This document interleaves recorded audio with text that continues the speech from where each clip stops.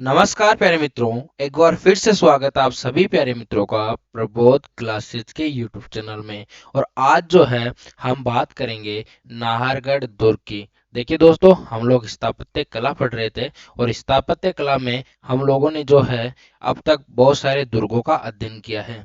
अगर उनके बारे में आपको जानकारी चाहिए तो हमारे वीडियोज में जाके आप लोग देख सकते हो। हमारे प्रबोध क्लासेज के यूट्यूब चैनल को आप लोग सब्सक्राइब कर लें। आज जो मैं बात करने वाला हूँ नाहरगढ़ दुर्ग की, जिसका निर्माण जो है दोस्तों, निर्माण किसने कराया? महाराजा सवाई जयसिंह ने। महाराजा सवाई जयसिंह ने 1734 में। कब? 1734 में। ठीक है दोस्तों, ये निर्माण क्यों करवाया गया? देखिए, मराठों की विरुद्ध सुरक्षा की दृष्टि से इसका निर्माण कराया। जब मराठे बहुत ज्यादा एक्टिव थे राजस्थान में, हर जगह आते थे, लूट के ले जाते थे, और मराठों की इस भरी त्रासदी के इससे बचने के कारण जो है निर्माण किसने करवाया? महाराजा सवाई जयसिंह ने 1734 में। ठीक है, इसे जयपुर का मुकुटमणि भी कहते हैं। मुकुट मणि भी कहते हैं। जयपुर का मुकुटमणि, या फिर इसका जो पूर्व नाम था ये सुदर्शन गढ़ भी था। कौन सा? सुदर्शन गढ़ भी इसका पूर्व नाम था। ठीक है, और साथ में इसका नाम सुलक्षण दुर्ग भी है, क्योंकि यहाँ एक मंदिर है भगवान कृष्ण का। भगवान कृष्ण का मंदिर है। भगवान कृष्ण के मंदिर के कारण इसका नाम है सुलक्षण दुर्ग।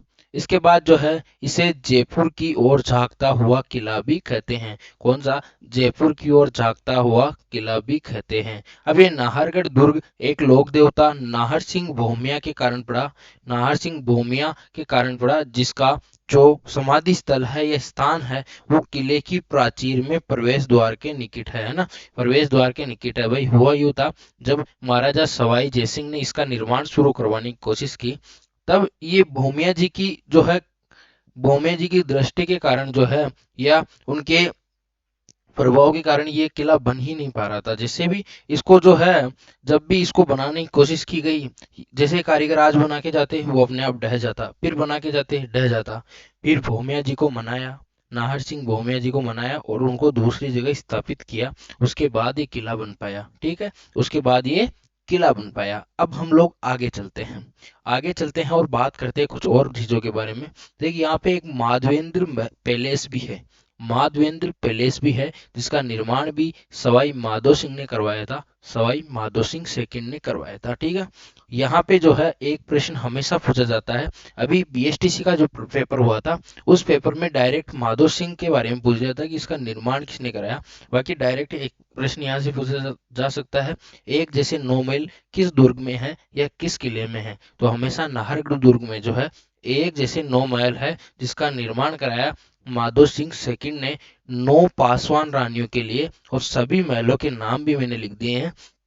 देखिए, सबसे पहले जो महल है वो है सूरज प्रकाश, फिर है खुशहाल प्रकाश, जवाहर प्रकाश, ललित प्रकाश, लक्ष्मी प्रकाश, आनंद प्रकाश, चंद्र प्रकाश, रत्न प्रकाश और बसंत प्रकाश। ये प्रकाश, ये 9 महल यहाँ पे एक जैसे दिखने वाले 9 महल है, जो 9 पासवान रानियों के लिए जो है उन्होंने बनवाया। किसने? माधो सिंह ने। तो यहाँ एक जैसे 9 महलों का निर्माण किसने करवा दिया?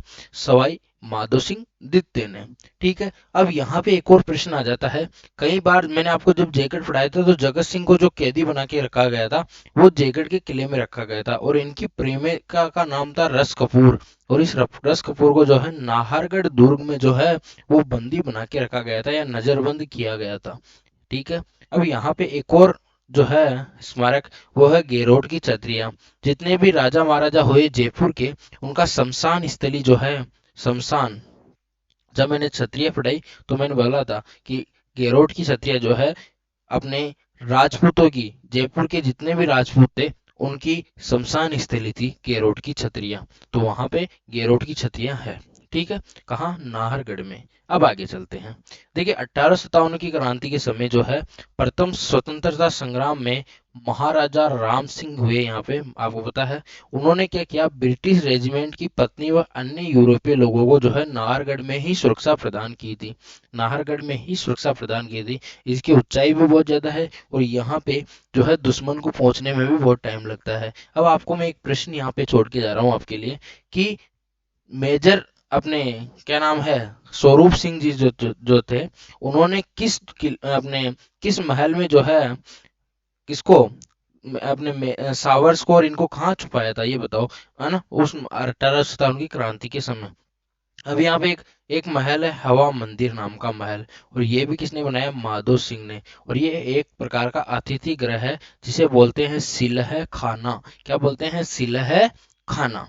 अब आगे चलते हैं भाई। अब यहाँ पे तो जो है नाहरगढ़ की समाप्ति हुई है, लेकिन यहाँ पे हम लोग एक और महल की चर्चा करने वाले हैं, और वो महल भी परीक्षा की दृष्टि से इम्पोर्टेंट है, क्योंकि अभी फिलहाल में एक जिला बना है, जिले का नाम है दूदू जिला।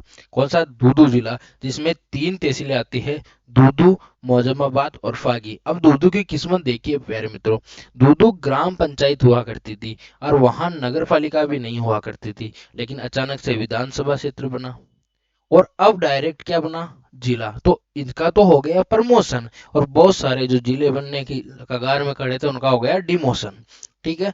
फागी तहसील में है माधोराजपुरा का किला, अपने जयपुर से ज्यादा दूर नहीं है, लेकिन दूदू जिले में आने लग गया है। पहले कहाँ आता था, जयपुर जिले में आता था, तो ये बात आपको ध्यान रखनी है। अब देखिए फागी जिला जो है, सॉरी दूदू जिला है, उसमें फागी तहसील में अपना माधोराजपुरा का किला है। वहाँ जो निर्माण है वो महाराजा सवाई माधो सिंह प्रथम ने इसका करवाया। किसने, महाराजा सवाई माधो सिंह प्रथम ने इसका करवाया। साथ में महाराजा जयसिंह तिरते की जो धाइमा थी, और उनका नाम था रूपा बडारण, और इस किले में जो है उनको बंदी बना के रखा गया था। ये बात भी ध्यान रखना, जब भी माधोराजपुरा जाओ तो एक किला जरूर देख के आना। और इस किले में गुंबद की आकृति का एक भवन है, जिसे कहते हैं चक्की पाड़ा। बस इतनी सी बातें ध्यान रख लो माधोराजपुरा के बारे में। माधोराजपुरा किला फागी दूदू में, ठीक है। सवाई माधो सिंह प्रथम ने इसका निर्माण कराया। ये अपने प्यारा सा नक्शा है माधोराजपुरा का के बारे में। और इसके बारे में जानकारी चाहिए, कमेंट करके बताओ, दूदू जिले की पूरी जानकारी लेके आ जाऊंगा। ठीक है, चलते हैं भाई। अब एक और किले के बारे में बात करते हैं, और उस किले का नाम है चोमू का किला। चोमू का किला। अब इसके बारे में सिर्फ 2 ही बातें ध्यान रखनी है। देखिए, इसको रघुनाथगढ़ भी बोलते हैं, और धारदार गढ़ भी बोलते हैं। पहले पुराना नाम क्या था, रघुनाथगढ़ भी था, और धारदार गढ़ भी नाम था इसका। साथ में इसका जो निर्माण है, इसकी जो नींव है, ये कर्ण सिंह ने 1595 में रखी। कर्ण सिंह ने कब रखी, 1595 में रखी। और ये किस लिए रखी, क्योंकि इस आशीर्वाद दिया था बेणीदास नामक संत ने, ठीक है। और इस दौर की क्या रख दी, नींव रख दी, ठीक है। यहाँ 2 मुख्य बातें ध्यान रखनी है। एक तो यहाँ हवा मंदिर नाम का क्या है, हवा मंदिर नाम का क्या है बताओ, हवा मंदिर नाम का अतिथि ग्रह है, अतिथि ग्रह है। अब ध्यान रखना। और एक जो यहाँ के जितने भी महल है, यहाँ के जितने भी महल है, ये ढूंढाड़ शैली में बने हुए हैं। कौन सी शैली में, ढूंढाड़ शैली में बने हुए हैं। अब इसके बारे में आगे करते हैं। यहाँ एक परकोटा है, और इस परकोटे का निर्माण कराया ठाकुर कृष्ण सिंह ने। और कब कराया, 1798 में। कब, 1798 में।